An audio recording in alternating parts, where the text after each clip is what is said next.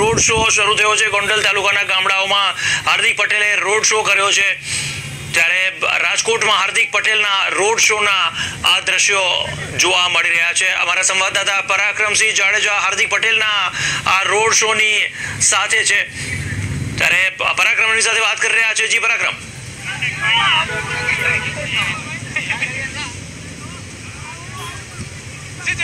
ગોંડલની અંદર હાર્દિક પટેલનો રોડ શો 32 કિલોમીટરનો રોડ શો છે અને ગોંડલની અંદર અત્યારે હાર્દિક પટેલ છે, ગોમટાથી આગળ રોડ શો છે। આપણી સાથે છે પાટીદાર નેતા હાર્દિક પટેલ, આપણે એમની સાથે વાત કરીશું। ગોંડલની અંદર રોડ શો શા માટે? देखो 90 करोड़ના ખર્ચે આ રોડ શો નથી, ફક્ત મફતમાં અને મારા ખ્યાલ મુજબ સ્વયંભૂ સમાજના હિતમાં, રાષ્ટ્રના હિત માટે લોકો આવ્યા છે।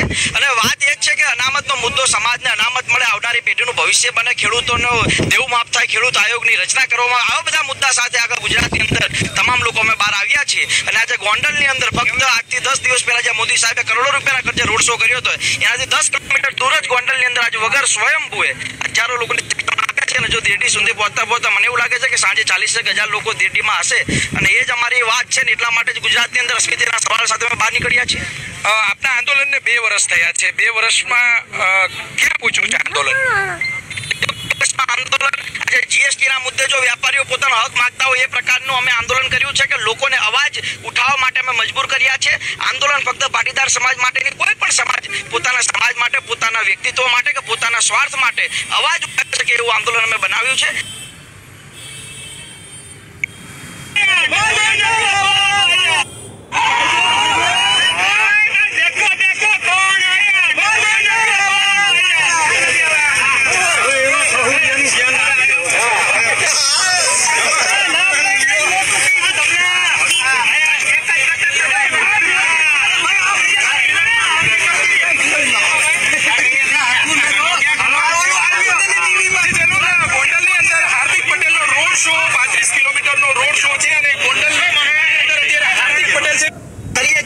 અમે કહ્યું છે કે હજારોની સંખ્યામાં આવશે તો આવશે, પછી એવું નથી કહેતા કે 20 જણા આવે કે 200 જણા, અમે એવું નથી કહેતા કે અમે 20 જણાની મંજૂરી માંગી હતી 200 જણા આવ્યા। સ્વયંભૂ છે, તમામ લોકોને બધી ખબર પડે છે અને એના કારણે જ લોકો સાથે જોડાયેલા છે। મેં પહેલા પણ કહ્યું છે મને રાજનીતિ આવડતી નથી, હું રાજનીતિમાં નાનો પડું છું, પણ હું મારા મનબળ ઉપર એરાજ નથી।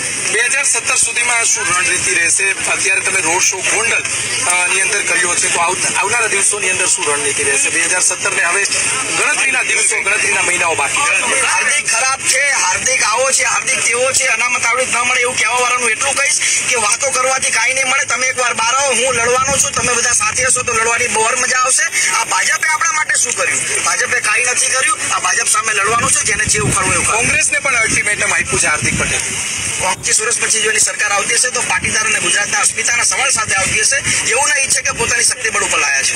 જી ચોક્કસ, હાર્દિક પટેલ આપણી સાથે હતા।